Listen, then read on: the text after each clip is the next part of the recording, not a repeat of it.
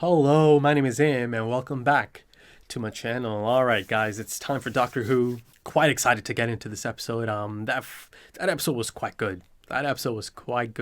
So I'm quite excited to see how this plays out. Left on a high note, right? High tension, pressure situation, so excited to get back into it. Before I get into that, if you are interested in full length for this episode, or perhaps even early access to the next episode right after this, consider checking out the Patreon page. Check out the different listings, and in doing so, you'll be supporting the channel. Consider subscribing to the channel. I'm back now for the long run, no breaks. There's a schedule in place now, so the plan is to go all the way to the most recent episode, and the links to the Patreon page and my social media are in the pinned comment. That's the one right at the top of the comment section, so consider checking that out. Right then, so let's get right into the episode. Imagine his position though. He is a human, as far as he knows, right? He has no idea about any of this. Get everyone out. There's a door at the side. He's probably baffled at this point. Go on. Go back to the school. Tell the headmaster. Touch me. He was bad as dead. Whoa. He's seen some history. Don't just stand there. Move. God, you're rubbish as a human. Come on. He experienced some of the Doctor's history and past experiences, right?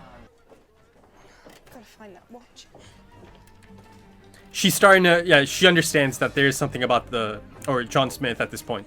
Baines, and one of the cleaning staff. There's always a woman involved. Am I to gather that some practical joke has got out of hand? You're gonna die. Good evening, sir. Come to give me a caning, sir. Would you like that, sir? Keep a civil tongue, I love that delivery. everyone. War comes to England. Ahead of time? Yeah. An alien means not from abroad, I take it. The man you call John Smith. He was born on another world. A different species. Yeah. And more than that, I don't just follow him around. I'm training to be a doctor. Not an alien doctor, a proper doctor, a doctor of medicine. Well, that certainly is nonsense. Women might train to be doctors, but hardly this Scythian, hardly one of your colour. Oh. Carpal bones, proximal row, scaphoid, lunate, triquetral, pisiform, distal row, trapezium, trapezoid, capitate, hammock. Then the metacarpal bones. Go on, Martha. Distinct phalanges. I might not be a doctor, but I'm still their nurse. They need me. Fair enough. She is open to the idea. She's clever enough to know that there is something a bit off or special about John Smith. How can you think I'm not real? When I kissed you, was that a lie? No, it wasn't. No.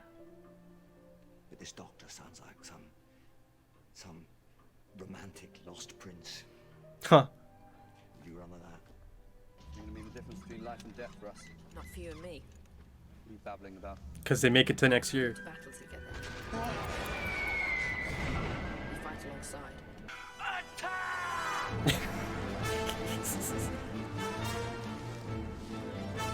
Was that a stand-in just now? In the transition shot? Didn't look like Harry Lloyd. You're funny. That's right. And dead. Take my hat. So funny.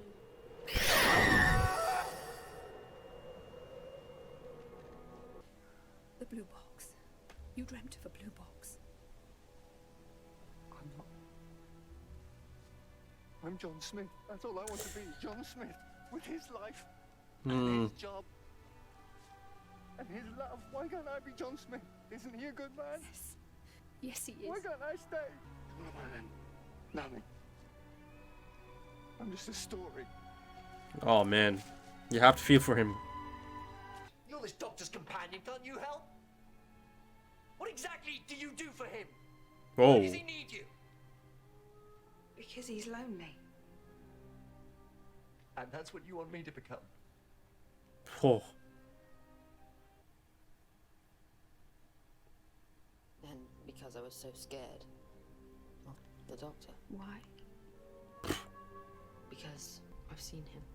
He doesn't need to hear this right now. He's like fire and ice and rage. He's like the night and the storm and the heart of the sun. Stop it. He's ancient Whoa. and forever. He burns at the center of time and he can see the turn of the universe. Stop it. I said stop it. And he's wonderful. Can you hear it? Closer. Look, he's asleep. Waiting to awaken you, little man. Why did he speak to me? Oh, low-level telepathic fields were born with it. Just an extra synaptic engram causing... Whoa. Is that how he talks? That's him. You knew this all along, and yet you watched while Nurse Redfern and I... I didn't know how to stop you. He gave me a list of things to watch out for, but that wasn't included. falling in love. That didn't even occur to him. No. Then what sort of man is that? It's not a And man. now you expect me to die. So your job was to execute me.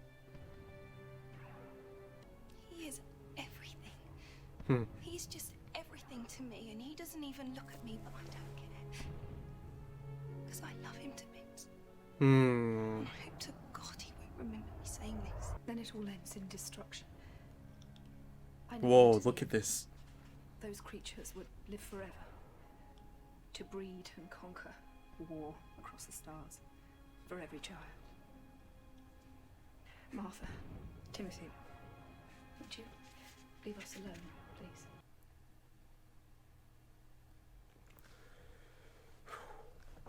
Wow, David Tennant.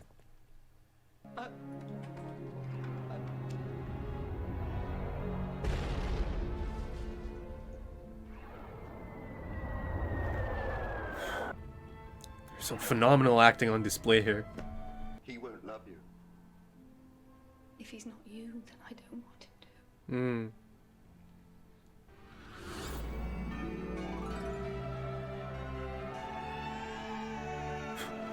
to. Come on, man. You can't do this to me.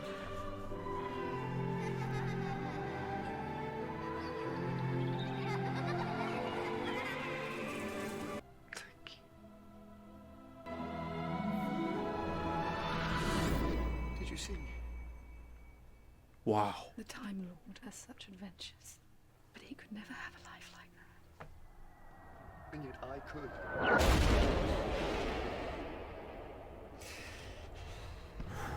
Didn't just make himself human. He made himself an idiot. Same thing, isn't it? I was. Don't think that saved your life. Ah, he's trying something. Now we shall have the lives of a Time Lord. Nothing's gonna happen, right? Yeah. Where's it gone? You tell me. Oh, I think the explanation might be you've been fooled by a simple olfactory misdirection. He never raised his voice. That was the worst thing. The fury of the Time Lord. And then we discovered why. Why this doctor, who had fought with gods and demons, why he'd run away from us and hidden. He was being kind. Wow. He tricked my mother into the event horizon of a collapsing galaxy, to be Whoa. imprisoned there. Forever. I wonder if one day he might forgive her, but there she is, can you see? He trapped her inside a mirror. Every mirror. And you, As for son me, of mine? I was suspended in time. Scarecrow. And the doctor put me to work standing over the fields of England as their protector. Wow. We wanted to live forever. So the doctor made sure that we did. He sure did. Incredible episode, man. Incredible. Ah, Matron. John Smith, He's in here somewhere. Part of him. like a story. Could you change back? Yes. Will you? No. I see. He was braver than you. In the end. That ordinary man. You chose to change. He chose to die. We could start again. I'd like that. You and me. We could try at least. Because everything that John Smith is and was, I'm capable of that too. I don't know, man. John Smith is dead, and you look like him. If the doctor had never visited us, if it never chosen this place on a whim, would anyone here have died? Whoa.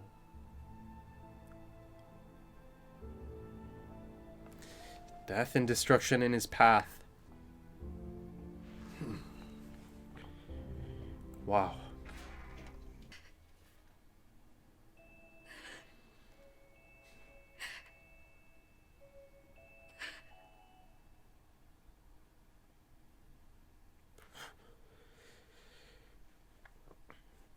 Wow. I'm absolutely blown away right now. This is... And I never said. Thanks for looking after me. She certainly did. She did her absolute best. You don't have to fight. I think we do. But you could get hurt. Well, so could you. Traveling around with him, but it's not going to stop you. Whoa. Tim? The frame rate's a bit different. If you take this. Ha. Hutchinson, this is the time. It's now.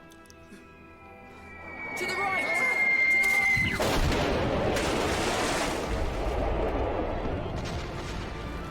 Thank you, Doctor. Whoa. Come on, chap. Look at that. They went with songs. Oh. They were young, straight of limb, true of eye, staunch to the end. Is the doctor going to be here? Uncounted. There he is. They fell with their faces to the foe. Oh, Martha. They shall not grow old, as we will remember them.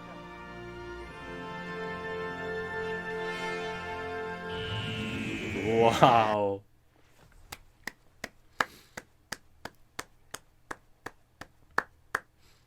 Right then, that is incredible. That is quite phenomenal, that episode. It's certainly, right at the top of the show. I'd say at this point in time, it's joint top with The Girl in the Fireplace as the best episode of the show so far, in my opinion at least. Like you could tell, it happened, it's that feeling. You'll be watching a film or a show, and during the episode or during the film, you already know just how much this means, right? And how special it is. And I had that feeling throughout this episode that I am watching something special right now. And it certainly was. And one of the main reasons for that is David Tennant. The performance in this is an all-timer. I'm not exaggerating as I say that this is one of the best performances, one of the most emotionally moving and deeply affecting performances I've ever seen in anything, film or show, or shows, sorry. Wow, David Tennant, incredible. I'd say, in that sense, this is his best performance in the role. Now, the interesting thing is that I think his best performance of the show, of Doctor Who, is actually as a character that is human, right? So funny how that turned out, right? Yeah, I'd say that is easily his best performance. I was already a big fan of him, after Series 2 and now Series 3, but I think after that episode, I can say he is one of my favorite actors at the moment, right? Now, of course, this is much older, him as the Doctor, but it doesn't matter. It's timeless. Stories are timeless. I think good stories are timeless, and shows and films. This stands up. This stands up, and yeah, and he is one of my favorites. And from this point on, I am extremely interested in anything else he's done. I know he's on Broadchurch. That's a show that I've been wanting to check out for some time. So that certainly just climbed the ladder right to the top of my list.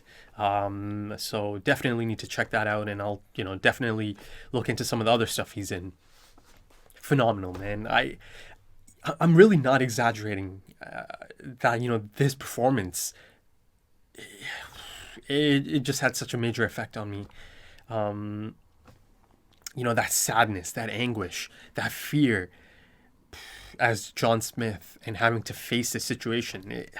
That feeling as you're, it could be a film, it could be a show, it could even be a stage play, anything, right? A performance or a moment.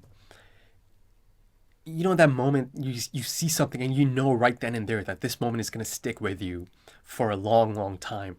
Almost kind of like a haunting moment. I feel, that's the feeling I was getting. even now, in my mind, those scenes of him as John Smith having to face this situation, it's still, in my mind, and I feel like it's going to be there for a long, long time. I feel like I'm going to keep thinking of this episode and his performance in this episode and just the character of John Smith for a long time. And that's the reason I call it an all-timer. It really is one of the best performances, one of my favorite performances in a long time, in recent memory. That scene as John is really struggling to handle the situation or face the situation.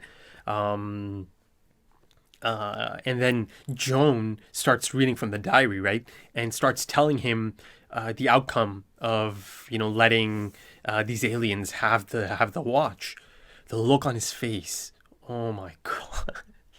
That absolutely broke me. That crushed me inside. Like, that feeling you get as you experience something deeply emotional and you start getting that lump in the throat and like the pain in the chest.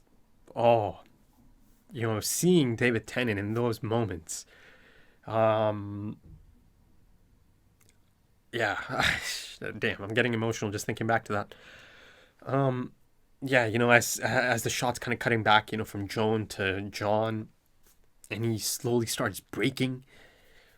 That look on his face, it was so difficult, man. It was so difficult to take that and to see this character, this person, John Smith, in that situation. Again, all down to the amazing David Tennant. John Smith just wanted to be John Smith. That's all he knew, right? Imagine finding out or being presented with the notion that your life is, your complete life has been a lie, right? And that everything you've known about your life and yourself is just a cover for some alien being, right? And that now you are presented with this far-fetched narrative of, having to give this life up and time to move on now, time to come back to your actual life of this Time Lord, this alien, right? It was just so believable. Again, I think all of this hinges on the performance. You really need to be able to sell that moment. And Tennant just sold the hell out of it, right? So believable, so emotionally moving, right? And the person being described to John as his actual self, this doctor, this Time Lord, it's not giving him any... It's not making things any easier for him, right? It's actually making it even more difficult for him, right? There's this heartbreaking moment as he's asking Martha about him, right? And he's kind of having these outbursts. And then he's baffled by the notion that this person, this doctor, didn't even think of the possibility or didn't even anticipate the possibility of the human John Smith falling in love, right? And I brought this up in the last episode. He was not able to anticipate this potential, right? As a human or as an alien, right? As a Time Lord, he was not able to anticipate that the human John Smith could easily fall in love, right? It's a common thing, right? But he was not able to anticipate that. And, this baffles John Smith. And then, of course, he doesn't want to be lonely like the doctor, because the things Martha is describing here, these are not the types of things John or even a human really wants to have as their actual reality, right? You can completely understand the hesitation and then the fear and the anguish and the sadness of having to face this. And, staying on the topic of the doctor, a Time Lord, and that disconnect with actual humans, building on that aspect of him not being able to anticipate that the human form could easily fall in love, something even bigger than that is the fact that he just didn't anticipate or consider the possibility of how this person might feel, right? Because in doing this, he has created a person, right? A person who has a history, because of course he was given a history, right? In a past life, and everything up until that point is real to John Smith, right? As I said during the episode, he is an actual human as far as he knows, all of these things are just absolutely crazy to him, right? Yeah. So that's another thing that the doctor just could not anticipate or even consider important, right? That this person is going to have to die after living a normal life, right? from their perspective, it's absolutely normal. And then all of a sudden, they have to find out that, oh, that was just a cover for some alien, and now you have to die, right? So he could not make that connection either, right? Or know how that could, possibly feel. And this is depicted in a devastatingly poignant scene. Another one that just crushed me, it's that moment as both Joan and John get to see a glimpse into their future, right? Things realistically could have played out if they just continued living together, and if their romance and their relationship just progressed from this point on.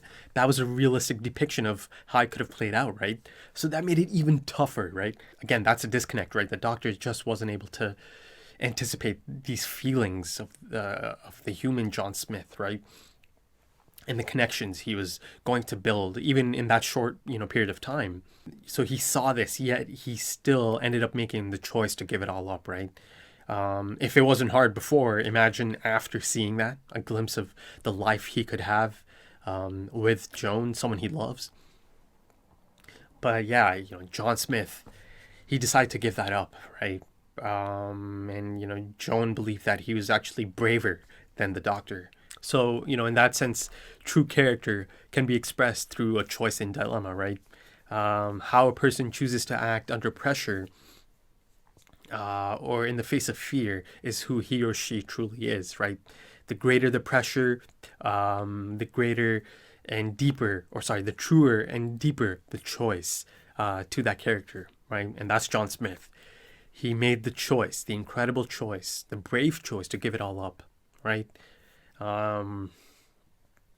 So, from this point on, this alias of John Smith is never going to be the same again, is it? Because anytime he uses that alias in the future, it's just going to conjure up this mental image of this fantastic person, John Smith, right? That's going to come up in my mind. And I'm sure he's going to end up using that alias at some point again, even beyond perhaps Tennant, because I have seen the Doctor use that alias, right? Especially Tennant twice now. So yeah, there's a whole new meaning to this alias now, John Smith. And staying on that topic of him having this fundamental disconnect with humans, it's shown or depicted almost immediately as he turns back to the Doctor and goes to speak with Joan, right, in that in that room, given that he simply just did not understand how awful and unfair this offer is to Joan, about becoming a companion and, trying again, right? He just could not see it, right? And Joan was right. John Smith is dead, right? And it's depicted in this new personality that's standing in front of her, right? A jarring new personality that she's looking at. And once again, through Joan, this concept of the Doctor being a destructive force is being brought up again, right? And now in a few, that aspect has been brought up a few times in this series now. If you go back to the Lazarus experiment, they're trying to bring that up again. Now in this one, Joan, brings this up, and the Doctor didn't have anything to say, right? He just didn't, and Joan proceeds to tell him to, move on. It's time to go.